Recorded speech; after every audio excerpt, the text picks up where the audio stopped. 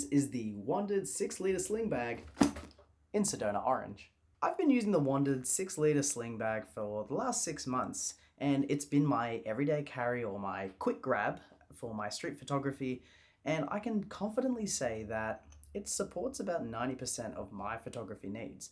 And so I'm now wondering if it might just be the right bag for you. So let's start with my favorite thing about this type of bag. And look, it doesn't have to be WANDRD. It could be Peak design. I looked at those as options too. But my favorite thing about these bags overall is that they limit you. They force you to really think about what you are bringing. Too many times I have gone out for street photography, taken my camera bag, and been indecisive about what gear I really need to bring. And so I bring as much as I can. I'll throw in my main camera, I'll put in my film camera, I'll put in my action camera for point of view shots. Then on top of that, I'll put in my telephoto lens, my 24-70, something 2 primes because I'm not sure if I'm going to go out all night for low light photography. Then there's a tripod that I consider, and all the little bits and bobs along the way. And then by the end of that photo walk, all I've used really is my main camera, 2 lenses at most. Like this video if that's you, so I know I'm not alone in this situation. The best thing about these bags is they don't have enough space for everything, and so you must decide on what you want to bring. Speaking about space, the main compartment comes with 2 dividers that are Velcro attachable, so you can readjust the size to suit whatever need you really do have. My personal favorite is I usually have my main camera with a lens attached, and then I'll have a second lens sitting off to the side. But you can create many different configurations in this area for whatever it is that you need for the current shoot that you're working on. You know, you've got this zipper here. Usually I'll put in my ND filters and I'll put in extra batteries in there. And then at the back, you've got a little spot here for extra SD cards. And so I find that that's really handy because I'm so forgetful. How many times do you come home, you offload all your images, and then you don't put your memory card back in your camera? Happens to me all the time. I got multiple SD cards for this reason.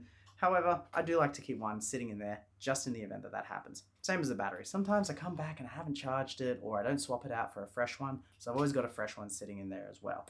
There is a decent amount of space in there, which I really like. Then at the front of the bag, what you do have is this zipper here with a small pouch. This is probably the most vulnerable of all the zippers, and so I don't put anything too valuable in there. I actually usually will put things like my field note in there. This is just a book that I pretty much use for my day-to-day to-do list. It's for my shot list. It's something that keeps me on track when I go out shooting, so that way I don't get too distracted and then lose where I'm going. And then I can just tick off and write ideas along the way. So usually that'll just be what's in the front pouch, because look, if I do lose that, or if anyone does come and take it, I have another notebook. I got many notebooks at home. I've been very lucky. I haven't run into theft or pickpocketing in the entire time that I've walked around the city, but as photographers, it is something that we do need to be aware of and to be mindful of. At the back of the bag is what I would consider the most secure zipper, which is right up along this seam line here, a little bit hard to see. And this is where I'll usually keep things like my phone if I don't want to carry it in my pocket. I'll chuck ND filters in there.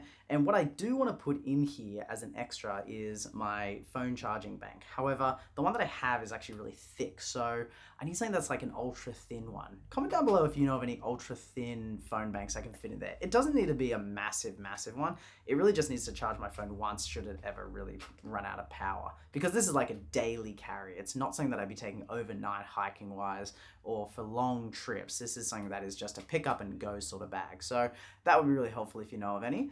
And yes, there's cables that I put in here. This is really just anything else I want to bring along with me for a shoot. The strap itself is probably one of the most important parts of the bag, and it is very padded. I thoroughly enjoy the fact that this is nice and comfortable up against my chest. I've walked around for a full day using this bag, and I can happily say that I don't experience any chafing. It doesn't get sore.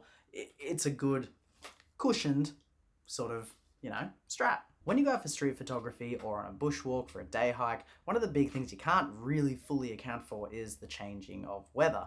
So I really chose this in the end because I like this thick material. It's like a pleather, like a fake leather, that is water resistant, and it really does do the trick. I've been out in storms, I've been out on rainy days, it's gotten drenched, I've gotten drenched, and I can happily and comfortably say that it's never really gone through into the bag itself. So That was a huge thing for me, because the worst thing is when I go out and it starts raining and all I have to do is start tucking my bag under my shirt because I'm concerned that my gear is going to get wet. And these cameras are good and they're weather resistant, they're weather sealed, they're fantastic. But if you can avoid it and you can give it extra protection, you're never going to say no to that. So I'm really happy with how well this does on the road. The final little quirk about the exterior is the bottom of the bag does have a section to hold your tripod. So it's Velcro attached like most of the other things, and it extends, and you can just put your tripod through here and it will just hang on the bottom of the bag as you're walking around. And I found it's pretty secure. You've got these little tabs here that you can also attach to your tripod to hold it in place. It's really well thought out. It can be a bit finicky sometimes, but I'm not using my tripod too often that it becomes that big of an issue. So that's another thing. You can also put a water bottle through there if you don't plan on taking a tripod.